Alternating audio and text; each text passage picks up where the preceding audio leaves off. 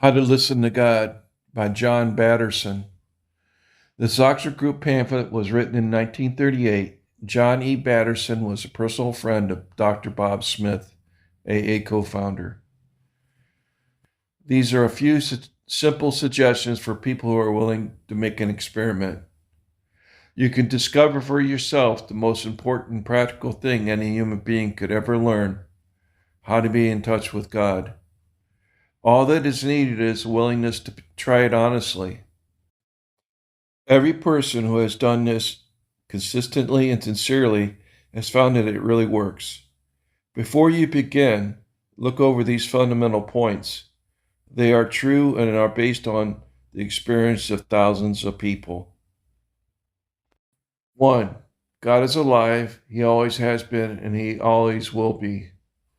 2. God knows everything. 3. God can do anything. 4. God can be everywhere, all at the same time. These are important differences between God and us human beings. 5. God is invisible. We can't see him or touch him, but God is here. He is with you now. He is beside you. He surrounds you. He fills the room or the whole place where you are right now. He is in you now. He is in your heart. 6. God cares very much for you. He is interested in you. He has a plan for your life. He has an answer for every need and problem you face. 7. God will tell you all that you need to know. He will not always tell you all that you want to know. 8. God will help you do anything that he asks you to do. 9. Anyone can be in touch with God anywhere and at any time. If conditions are obeyed, these are the conditions: to be quiet and still, to listen, to be honest about every thought that comes, to test the thoughts to be sure that they came from God, to obey. So, with these basic elements as background, here are specific suggestions on how to listen to God. 1. Take time. Find some place and time where you can be alone, quiet and undisturbed. Most people have found that the early morning is the best time. Have with you some paper or pen or pencil. 2. Relax. Sit in a comfortable position. Consciously relax all your muscles. Be loose. There is no hurry. There needs to be no strain during these minutes. God cannot get through to us if we are tense and are anxious about later responsibilities.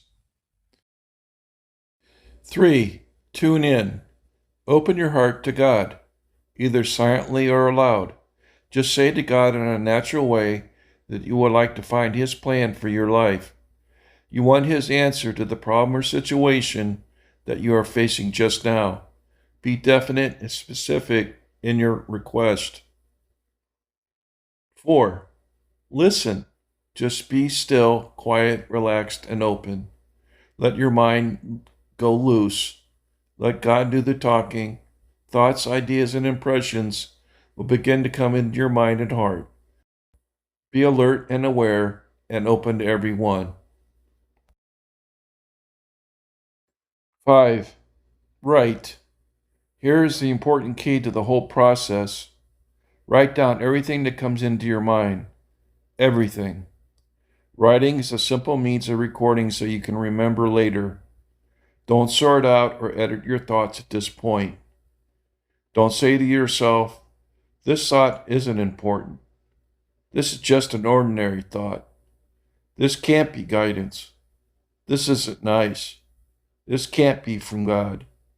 This is just me thinking, etc. Write down everything that passes through your mind. Names of people, things to do, things to say, things that are wrong and need to be made right. Write down everything: God thoughts, bad thoughts, comfortable thoughts, uncomfortable thoughts, holy thoughts, unholy thoughts, sensible thoughts, crazy thoughts. Be honest. Write down everything. A thought comes quickly, and it escapes even more quickly unless it's captured and put down. 6. Test. When the flow of thoughts slow down, stop. Take a good look at what you have written. Not every thought we have comes from God, so we need to test our thoughts. Here's where the written record help us be able to look at them.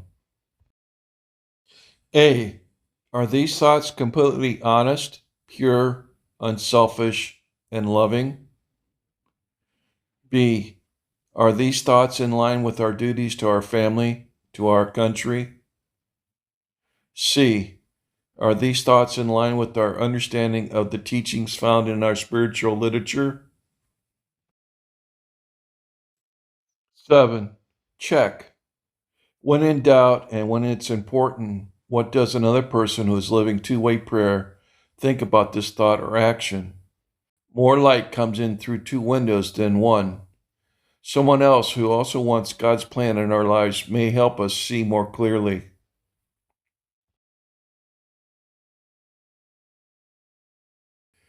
Talk it over together what you have written. Many people do this. They tell each other what guidance has come. This is the secret of unity.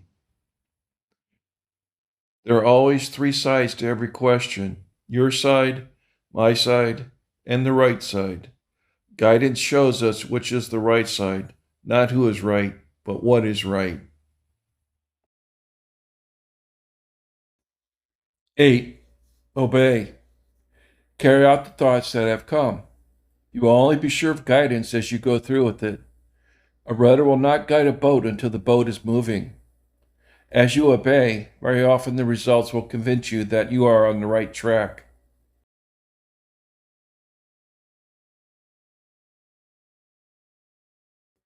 Nine. Blocks. What if I don't seem to get any definite thoughts? God's guidance is as freely available as the air we breathe. If I'm not receiving thoughts when I listen, the fault is not God's. Usually it's because there's something I will not do.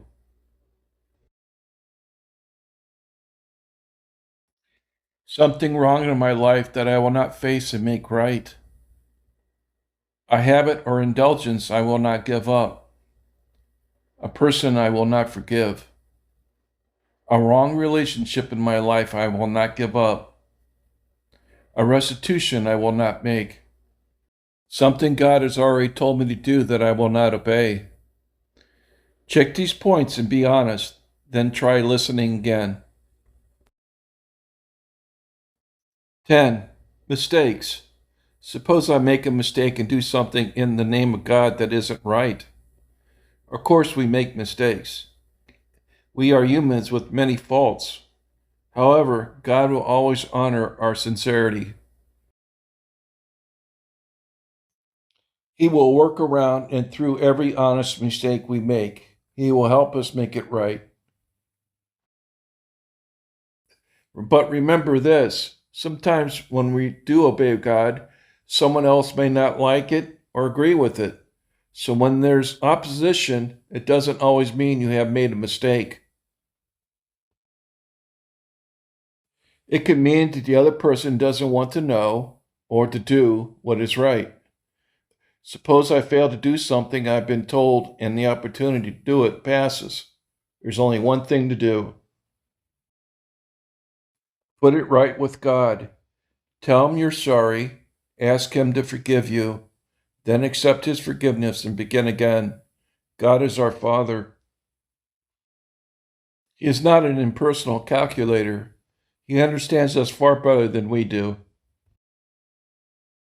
11. Results. We never know what swimming is like until we get down into the water and try. We'll never know what this is like until we sincerely try it. Every person who has tried this honestly finds that a wisdom, not their own, comes into their minds, and that power greater than human power begins to operate in their lives. It's an endless adventure. This is a way of life for everyone, everywhere. Anyone can be in touch with the living God, anywhere, anytime, if we fulfill his conditions. When man listens, God speaks. When man obeys, God acts. This is the law of prayer. God's plan for this world goes forward through the lives of ordinary people who are willing to be governed by him.